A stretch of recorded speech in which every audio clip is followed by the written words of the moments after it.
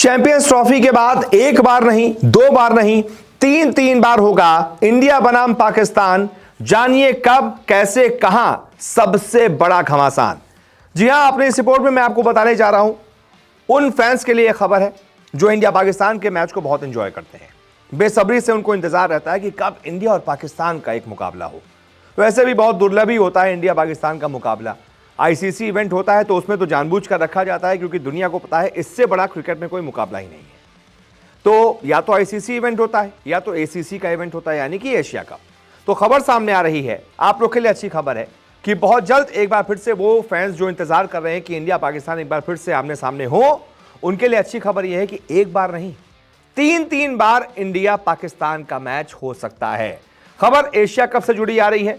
खबर यह है कि एशिया कप सितंबर के दूसरे हफ्ते में शुरू होकर लगभग 2 हफ्ते तक चल सकता है। यानी कि अभी चैंपियंस ट्रॉफी चल रही है, इसके बाद आईपीएल शुरू हो जाएगा। मई के आखिर में आईपीएल खत्म होगा, उसके बाद फिर इंडिया जून में चली जाएगी इंग्लैंड।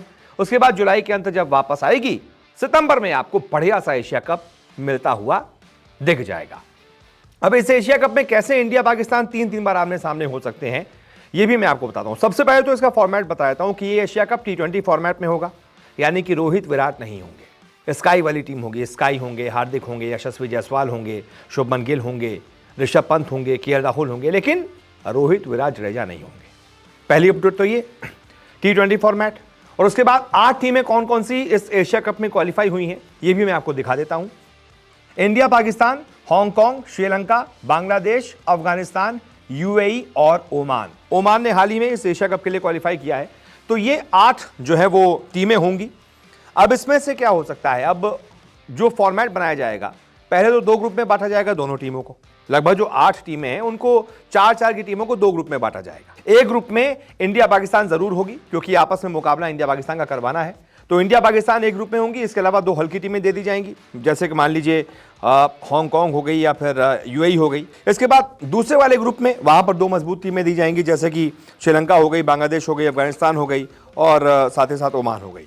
अब इसमें क्या होगा कि पहला मुकाबला तो ग्रुप स्टेज में होगा, इंडिया पाकिस्तान का।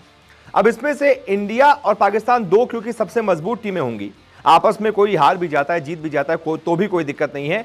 ग्रुप की 2 टॉप की टीमें जो हैं सुपर 4 में क्वालिफाई कर जाएंगी।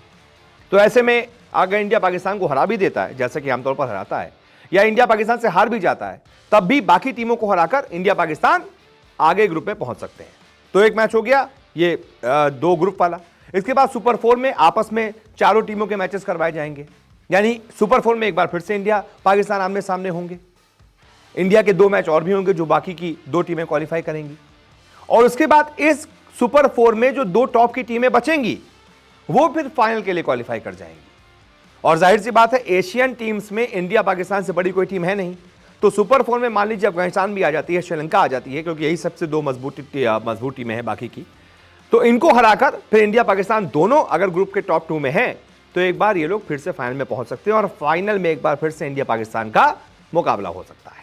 तो इस तरीके से 3-3 बार एक ही एशिया कप में इंडिया और पाकिस्तान आमने सामने भिड़ सकते हैं। तो ये बहुत बड़ी अपडेट है। अब देखते हैं, एक तो फॉर्मेट T20 है तो बहुत दिलचस्प होगा, बहुत मजा आएगा।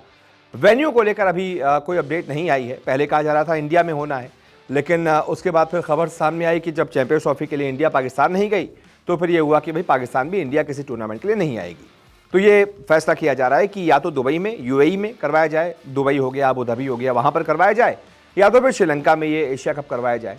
वेन्यू को लेकर अपडेट आ जाएगी, लेकिन अभी तो फिलहाल ये अच्छी खबर है कि ओमान ने क्वालिफाई कर लिया है, 8 टीमें तय हो गई हैं, फॉर्मेट भी तय हो चुका है और एक टेंटेटिव डेट भी मिल गई है कि भाई सितंबर के दूसरे हफ्ते से एशिया कप शुरू हो सकता है। तो ये बहुत अच्छी अपडेट है हमारे फैंस के लिए। बहुत बहुत शुक्रिया इस खबर को देखने के लिए।